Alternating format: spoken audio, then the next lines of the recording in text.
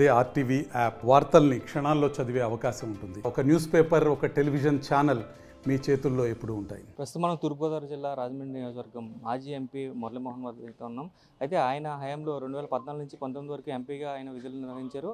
ఆ సమయంలో జరిగిన ఏదైతే అభివృద్ధి కార్యక్రమాలు ఉన్నాయో అన్నీ కూడా పర్యవేక్షించడానికి ఆయన ప్రస్తుతం రాజమండ్రిలో మోరంపూడి ఫ్లైఓవర్ కూడా చూశారు.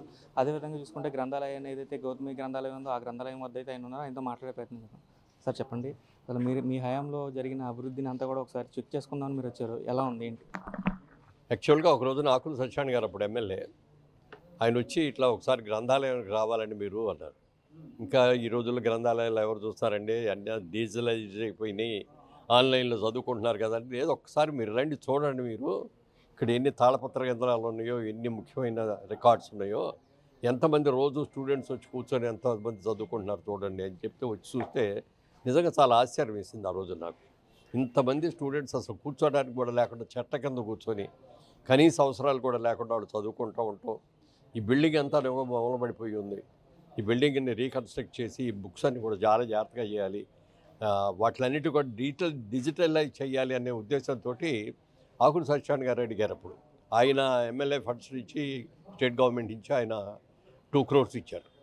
నన్ను అడిగితే నేను 50 లక్షలు ఇస్తానండి అంటే, కాదండి 75 లక్షలు ఇవ్వండి సరిపోతుంది అని చెప్తే అప్పుడు ఎంపీ లాడ్స్లో వచ్చి 75 lakhs ఇచ్చాం. ఇక్కడ బోర్డులు చూస్తే నాకే ఆశ్చర్యం వేసింది. ఇది చూడండి, ప్రారంభకులు అది చేసుకున్న తప్పని కాదు, ఇది బాగానే ఉంది. ఇక్కడ ఏది ఎక్కడ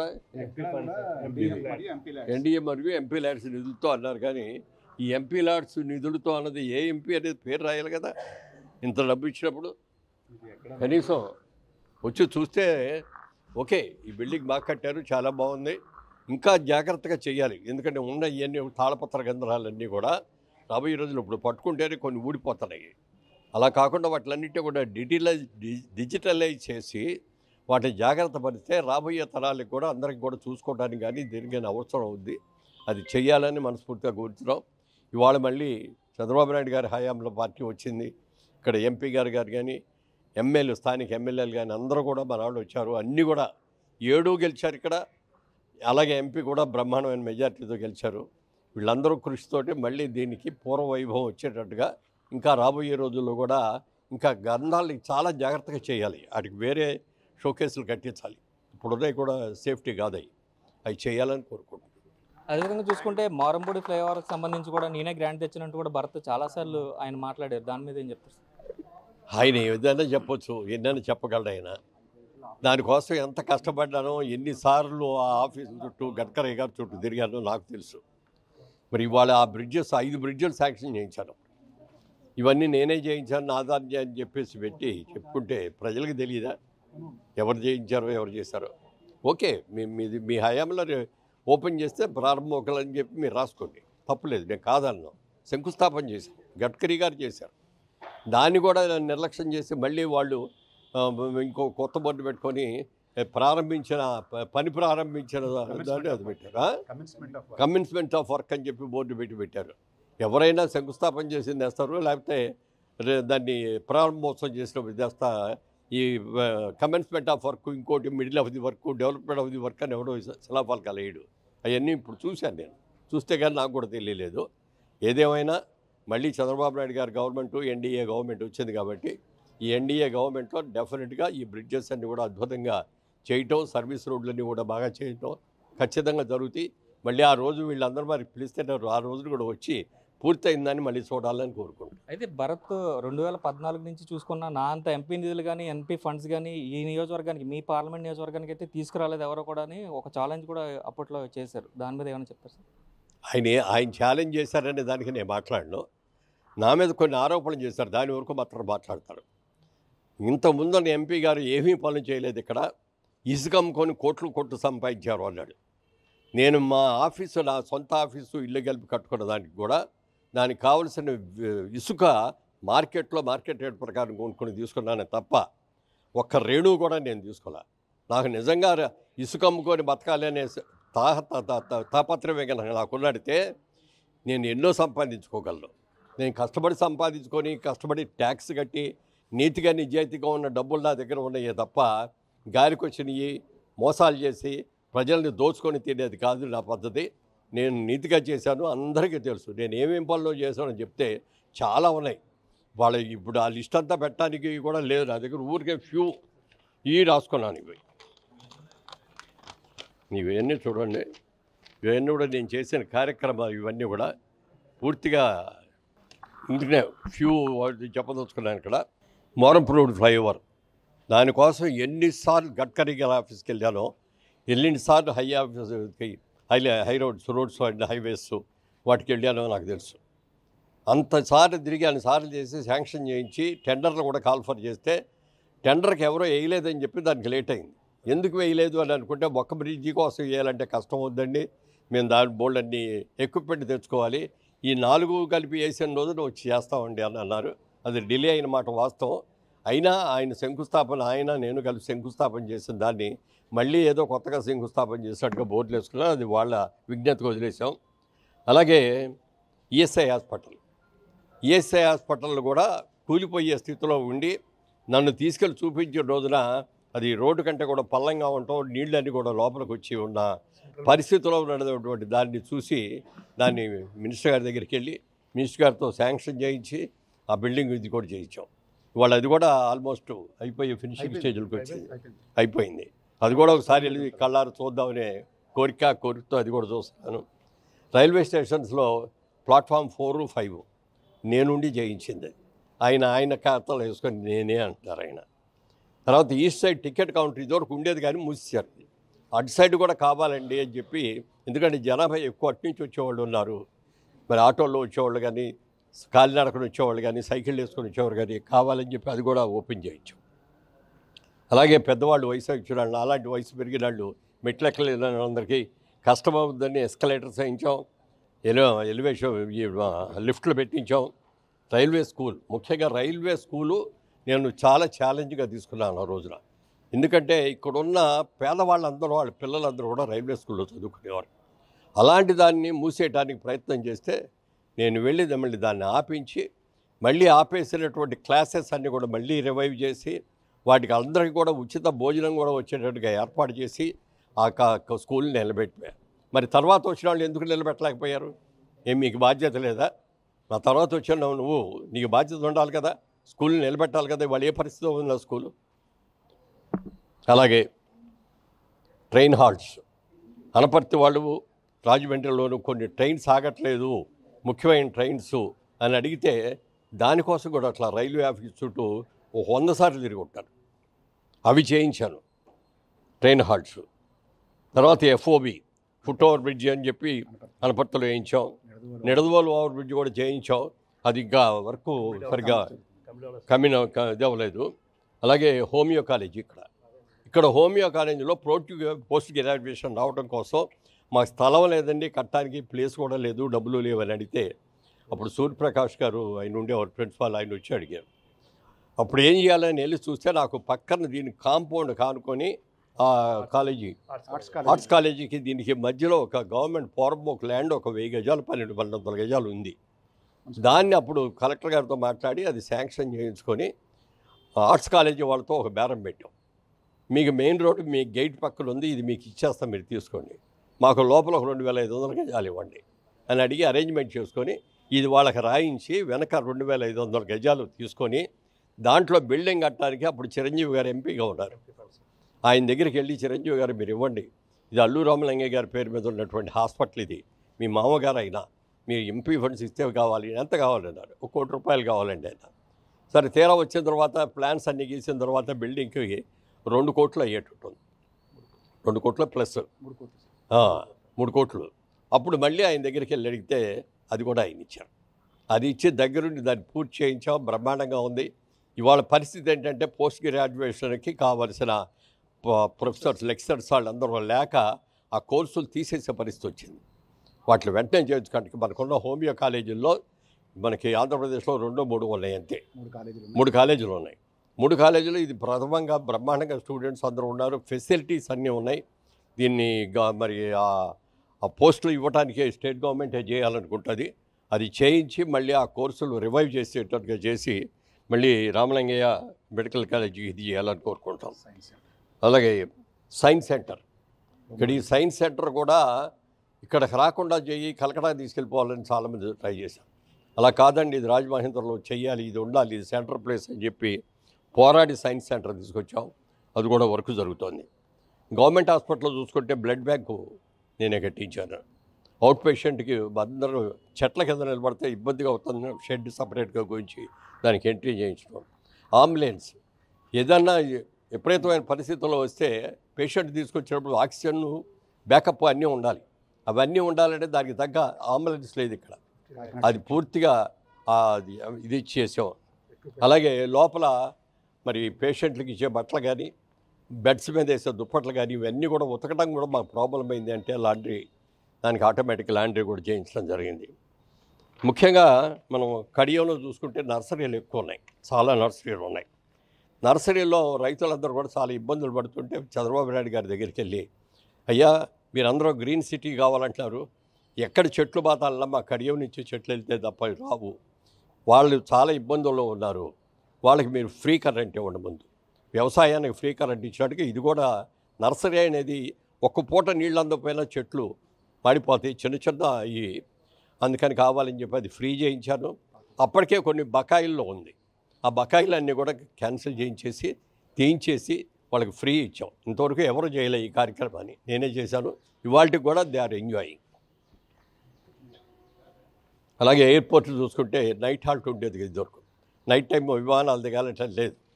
అప్పుడు దాన్ని పోరాడి అప్పుడు సివిల్ ఏవియేషన్ మినిస్టర్గా అశోక్ గజపతిరాజు గారు ఉండేవారు, వారితో చెప్పి చేయించుకొని అది నైట్ ల్యాండింగ్ ఏర్పాటు చేయించాం.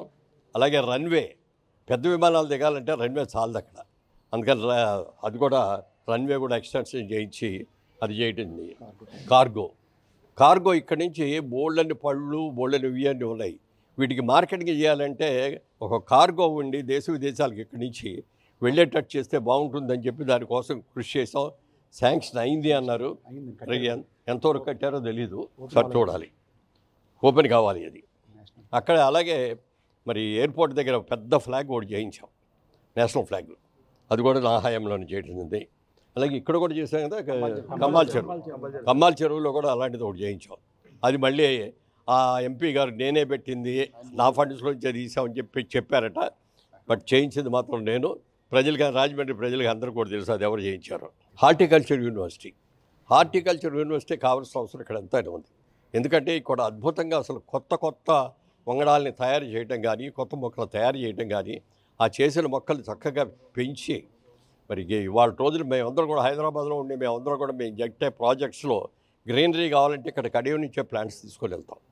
అద్భుతంగా పెరుగుతున్నాయి అవన్నీ కూడా. ఎక్కడ చూసినా మా వాటిలో నన్ను ఒక్కడే కాదు, మా రియల్ ఎస్టేట్ వర్గం అందరూ కూడా ఎవరు ప్లాంటేషన్ చేయాలన్నా కడియం నుంచి మొక్కలు వెళ్ళాల్సింది. అలాంటి కడియంలో ఇక్కడ హార్టికల్చర్ యూనివర్సిటీ ఉంటే బాగుంటుంది. రాబోయే రోజుల్లో చాలామంది పిల్లలు ఇక్కడ చదువుకునేటైతే మంచి ఉద్యోగాలు రావడానికి అవకాశం ఉంటుంది అని చెప్పి అది కూడా కృషి చేయడం జరిగింది. హ్యావ్లాక్ బ్రిడ్జి అది 100 ఏళ్ళు పూర్తి అయిపోయిన తర్వాత దాన్ని ఆపేశారు, కండెమ్ చేసి వేరే బ్రిడ్జెస్ కట్టారు. దాన్ని వేస్ట్గా ఉంది, ఇది ఒక అలంకారం, దీనికి ఒక చరిత్ర ఉంది, 100 ఏళ్ల చరిత్ర ఉంది దీనికి అని చెప్పి దాన్ని ఒక పొద్దున్నే ఉదయం లేవగానే మార్నింగ్ వాక్ చేసేవాళ్ళకి వాక్ చేయడానికి కానీ, అలాగే రాజమండ్రి చూద్దామని వచ్చిన వాళ్ళందరూ కూడా దాని మీద ఒక వాక్ చేయాలి, మధ్యలో రెస్టారెంట్స్ లాంటివి పెట్టాలని ఒక ప్లాన్ తయారు చేయించి రైల్వే వాళ్ళని అడిగితే మేము ఆల్రెడీ ఆక్షన్ వేసామండి, దీన్ని ఎవరో కొనుక్కున్నారు, మీరు ఆ డబ్బు కనుక మీరు కడతామని అడిగితే మీకు ఇస్తామండి అన్నారు. ఏం చేయాలో తెలియక చంద్రబాబు నాయుడు గారి దగ్గరికి వచ్చేవండి, ఇట్లా అంటున్నారండి అంటే మనం కట్టేద్దాం అంటే అప్పుడు 12 కోట్లు ఎంతో 12 crores 80 లక్షలు ఎంతో అది చంద్రబాబు నాయుడు గారు ఒప్పుకున్న తర్వాత అది కూడా కట్టించి హ్యావ్లాక్ బ్రిడ్జ్ ఇప్పుడు మన స్టేట్ గవర్నమెంట్ అది వాళ్ళు దాన్ని డెవలప్ చేయాలి. ఆ రోజున ప్రాబ్లం ఏమైందంటే రాజధాని మనకు లేదు, రాజధాని కట్టాలి అనే ఉద్దేశంతో ప్రయారిటీ హార్ట్కి ఇవ్వడం మనం ఇది చేయలేకపోయాం. ఇప్పుడు కూడా అదే పరిస్థితిలో ఉంది, ఇంకా చెప్పాలంటే మైనస్ పరిస్థితుల్లో కూడా ఉంది. వీటిలన్నిటి కూడా ఫిల్ఫిల్ చేసుకొని చేసిన తర్వాత రాజమండ్రికి ఒక అలంకారంగా ఉండేటట్టుగా ఈ హ్యావ్లాక్ బ్రిడ్జిని, చారిత్రాత్మక హ్యావ్లాక్ బ్రిడ్జిని బ్రహ్మాండంగా వాళ్ళ ఈ టీం ఫస్ట్ టీం బ్రహ్మాండమైన టీం వచ్చింది. ఎంపీ గారు కానీ ముఖ్యంగా ఇక్కడ రాజమండ్రి అర్బన్లో ఆదిరెడ్డి వాసు గారు చాలా యాక్టివ్గా వర్క్ చేస్తారు. అలాగే సీనియర్ మోస్ట్ బుచ్చే చౌదరి గారు ఇక్కడే ఉన్నారు. వీళ్ళందరి ఆధ్వర్యంలో డెఫినెట్గా పూర్తి చేస్తాం. దాన్ని కూడా సుందరప్రాయంగా అలంకరించాడు, ఎక్కడెక్కడ రిజిస్ట్రేషన్స్ పెట్టి అన్నీ కూడా చేసేటట్టుగా చేస్తామని తెలియజేయటం అయింది. సరే, అదేవిధంగా చూసుకుంటే మీ హయాంలో మీరు గుర్తించిన సమస్యలు మీరు చేయలేకపోయినా ఏమన్నా ఇప్పుడు ఉన్న ఎమ్మెల్యేలకి ఏమన్నా సజెస్ట్ చేశారు సార్ ఎంపీ గారికి కానీ? అంటే వీటికి ఈ అయిపోయినాయి ఇంకా లేవు అని ఉండవండి. ఎప్పటికప్పుడు కొత్తవి. ఇప్పుడు జనాభా పెరుగుతున్నారు, జనాభా అవసరాలు పెరుగుతున్నాయి. ఈ అవసరాలకు తగ్గట్టుగా కావాల్సినవి ఉన్నాయి. ఏమున్నాయా సమస్యలు ఏంటని ప్రజలతో, ప్రజాప్రతినిధులతో అందరూ కూడా డిస్కస్ చేసుకొని వాటికి కృషి చేయాలి. అందుకని నేను చేయలేకపోయినవి ఉన్నాయి, మీరు చేయండి అని నా సాయశక్తుల్లో నేను చేయగలిగి నేను అన్నీ చేశాను. అలాగే మరి రోడ్ క్రమ్ రైల్వే బ్రిడ్జ్ కూడా భయంకరంగా ఉండేది రోడ్డు. కొవ్వూరు నుంచి రైల్వే బ్రిడ్జ్ మీద ఇక్కడ రాజమండ్రి రావాలంటే మరి ప్రెగ్నెంట్తో లేడీని తీసుకొస్తే అక్కడ డెలివరీ అయిపోయే పరిస్థితి, లేకపోతే నడువు నొప్పులు వచ్చే పరిస్థితి. దాన్ని కొద్ది రోజులు ఆపేసి కంప్లీట్గా మళ్ళీ చిప్ చేసేసి బయట కాంక్రీట్ అంతా మళ్ళీ ఫ్రెష్గా కింద స్పాంజ్ ఇలాంటి రబ్బర్ మ్యాట్స్ లాంటివి వేసి దానిపైన రోడ్డు వేసాం. అది వేసిన తర్వాత రోడ్డు బ్రహ్మాండంగా తయారైంది. ఇప్పటికీ చిన్న చిన్న రిపేర్లు వస్తాయి, రిపేర్లు చేసుకుంటారు తప్ప అది ఆ రోజున మేము ఏం వేసాం అదే ఉంది. వాళ్ళు మీకు అక్కడ గుండుగోళం దగ్గర నుంచి మనకి కొవ్వూరు మీదుగా ఇటు హైవే కనెక్షన్గా రోడ్డు వేయించాం. అది ఆ బ్రిడ్జ్ గామన బ్రిడ్జ్ మీద వస్తుంది. ఆ గామన బ్రిడ్జ్ దగ్గర ఈ హైవేకి కలిసే దగ్గర దాని ఓవర్ బ్రిడ్జ్ ఒకటి రావాలి. దానికి కూడా ఒక సర్క్యులర్ బ్రిడ్జ్ లాంటిది. ట్రాఫిక్ ఎక్కడో కూడా ఆగకుండా అటు నుంచి వైజాగ్ నుంచి వచ్చే ట్రాఫిక్ ఇటు వెళ్ళటానికి కానీ అక్కడ వచ్చి ఇటు రాజమండ్రి టౌన్లోకి రావడానికి వీలుగా ఆ బ్రిడ్జ్ ఒకటి శాంక్షన్ చేయించా. కానీ అది చేయాలి. ఇప్పుడు డెఫినెట్గా ఇప్పుడు టేక్ ఓవర్ చేస్తారు అది. అలాగే కొవ్వూరులో రివర్ ఫ్రంట్ అని, ఎందుకంటే నేను చాలా చోట్ల చూశాను, రివర్స్ ఉన్న దగ్గర రివర్ ఫ్రంట్ అని చెప్పి చాలా డెవలప్మెంట్ చేసి అక్కడ పార్క్స్ డెవలప్మెంట్ చేసి అలాగే ఈ మార్నింగ్ వాకర్స్కి ఎక్సర్సైజ్లు చేసే అవుట్డోర్ జిమ్ములు ఏర్పాటు చేసి అలాగే రెస్టారెంట్స్ అవన్నీ వస్తే బ్రహ్మాండంగా చేయొచ్చు దాన్ని మా ప్రయత్నం చాలా వరకు చేసాం. ప్లాంటేషన్ బ్రహ్మాండంగా చేసాం. అలాగే ఎక్విప్మెంట్ కూడా చాలా బిగించాం. కానీ అనుకున్న లెవెల్లో అవ్వాల. ఈ చివరి నుంచి ఆ చివరి దాకా కాంపౌండ్ కూడా కట్టించాం. దానికి కాంపౌండ్ కట్టి మట్టి తోలించాం. అవన్నీ కూడా జరిగినాయి. ఇంకా దాన్ని సుందరవంతం చేయాల్సిన పని ఉంది. అది కొవ్వూరు ఎమ్మెల్యే గారికి చెప్తా నా బాధ్యత, అది వారి మూలంగా అవుతుంది. అలాగే టూరిజం హోటల్ కూడా కొవ్వూరులో ఒకటి పెట్టాలని చెప్పి అడగడం జరిగింది. వర్క్ స్టార్ట్ అయింది. అయ్యి కొన్ని రూములు కూడా రెడీ అయినాయి, బట్ ఆగిపోయి ఉంది. అది కూడా రివైవ్ చేస్తారు. అది కొవ్వూరు గవర్నమెంట్ హాస్పిటల్ కూడా మా ఎంపీ ల్యాడ్స్లో ఇచ్చాం. అది కూడా మరి వర్క్ ఎంతవరకు తెలియదు, ఒకసారి చూడాలి అది. అలాగే పోలీస్ కళ్యాణ మండపం, పోలీస్ వాళ్ళందరూ కూడా మాకు కళ్యాణ మండపం కావాలండి అని చెప్పి వచ్చి అడిగితే మరి పోలీసు వాళ్ళు కాదని మనం ఏమీ చేయలేం. ముందు ఏది చేయాలన్నా ముందు వాళ్ళు కావాలి. ట్రాఫిక్లో సెట్ చేసుకుని బయటికి వెళ్ళాలన్నా కూడా వాళ్ళు కావాలి. అందుకని వాళ్ళకి 60 లక్షలు అప్పుడు ఈ పోలీస్ కళ్యాణ మండపానికి ఇవ్వడం జరిగింది. అది ఆల్మోస్ట్ అయిపోయింది, కంప్లీట్ అయిపోయింది, ఓపెన్ అయిపోయింది కూడా. నన్నయ్య యూనివర్సిటీలో బ్లాక్ అంతా డబ్బులు ఇచ్చేది చేయించాం. అలాగే రాజమండ్రి మ్యూజిక్ కాలేజీ, ఇక్కడ సంగీత కళాకారులు కానీ నాట్య కళాకారులు కానీ ఎంతోమందికి పేరు ప్రతిష్ఠినటువంటి ఏరియా. ఈస్ట్ గోదావరిలో కాకినాడ కానీ అలాగే రాజమండ్రి కానీ ఎంతోమంది కళాకారులు ఇక్కడి నుంచి వెళ్ళిన దాంట్లో కూడా మ్యూజిక్ కాలేజీ, దానికి కూడా ఫండ్స్ ఇవ్వడం జరిగింది. అది కూడా కొంతవరకు జరిగినట్టుంది. తర్వాత పుష్కరవనం, గోదావరి పుష్కరాలకు సంబంధించిన పుష్కరవనం అని కూడా చేసాం. అది కూడా చాలా వరకు డెవలప్ చేశారు. ఇంకా డెవలప్ చేయాల్సింది. మళ్ళీ పుష్కరాలు రాబోతున్నాయి కాబట్టి ఆ పుష్కరాలు రావడానికి కావాల్సిన ఏర్పాట్లన్నీ కూడా ఇప్పుడున్న ఎమ్మెల్యే గారి మీద, ఎంపీ గారి మీద ఆ బాధ్యత ఉంది. ఆల్రెడీ నిన్న ఎంపీ గారు కూడా కలెక్టర్ గారితో కూర్చొని మీటింగ్ పెట్టుకొని ఎక్కడెక్కడ రోడ్లు ఇది చేయాలి, ఎక్కడ డైవర్షన్ చేయాలి, ఎక్కడ సర్వీస్ రోడ్లు ఇంకా పెంచాలి అనేది చూసుకొని ఆవిడ ఆల్రెడీ ఆ ప్లాన్లో జరుగుతుంది ఆవిడ. అలాగే 2 విలేజెస్ని నేను అడాప్ట్ చేసుకున్నాను. ఒకటేమో గోపాలపురం నియోజకవర్గంలో సంజీవపురం అనే ఒక గ్రామం. ఆ గ్రామంలో కావలసిన అన్నీ చేయించాను కంప్లీట్గా. అలంపర్తి నియోజకవర్గంలో రంగాపురం, ఈ రంగాపురంలో కూడా కావలసినవన్నీ కూడా చేయించాం. అవి కూడా అద్భుతంగా ఉన్నాయి. వాటికి కూడా చాలా బాగా జరుగుతున్నాయి. ఇలాంటివి ఎన్నో ఉన్నాయి. ఇక చెప్పడానికి వీళ్ళు చిన్న బోల్డర్లు ఉన్నాయి. నేను చెప్పడం ముఖ్యమైనవి ఇవి. నా శాయశక్తిలో నేను ఉన్నంత వరకు నీతిగా నిజాయితీగా ఎక్కడ ఏ రోజున కూడా ప్రభుత్వ ఒక రూపాయి కూడా వేస్ట్ అనేది జరగకుండా, ఎవరు అన్యాక్రాంతం కాకుండా చూసుకుంటూ అవసరమైన చోట నా సొంత డబ్బులు కూడా ఖర్చు పెట్టుకుంటూ చేసాం. నాకు తృప్తి ఉంది. ఆ 5 సంవత్సరాల్లో నేను ఒక ఎంపీగా చంద్రబాబు నాయుడు గారు నాకు ఇచ్చిన బాధ్యతని సక్రమంగా చేశాను, ఫుల్ ఫ్లెడ్జ్డ్గా చేశాను అనేది ఉంది. అంతకంటే ఎక్కువ చేయాలంటే చేయగలం, కానీ చేయడానికి చాలా ఆస్కారం ఉండాలి. అంటే ఒక ఎంపీ తలుచుకుంటే అవుతుంది.